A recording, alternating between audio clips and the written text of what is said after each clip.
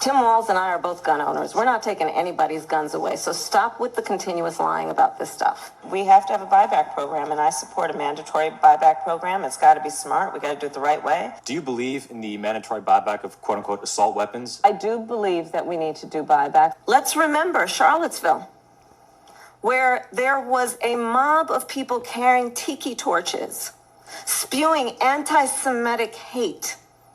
And what did the president then at the time say? There were fine people on each side. And you had some very bad people in that group. But you also had people that were very fine people on both sides.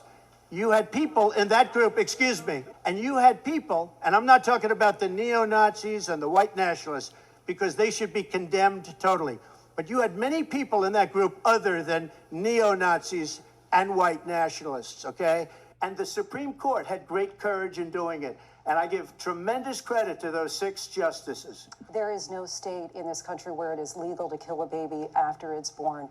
Madam Vice President, I want to get your response to President Trump. She was big on defund the police. In Minnesota, she went... Where do you stand on defund the police? Look, right. So here's the thing. Defund the police. The issue behind it is that we need to reimagine how we are creating safety. And when you have many cities that have 1/3 of their entire city budget focused on policing, we know that is not the smart way and the best way or the right way to achieve safety.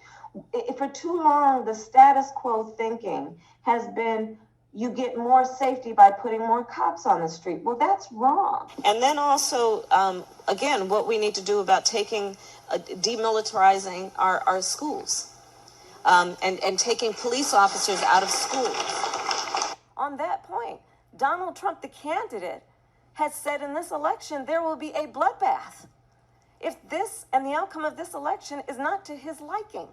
Mexico has taken over a period of 30 years 34% of the automobile manufacturing business in our country. Think of it, went to Mexico.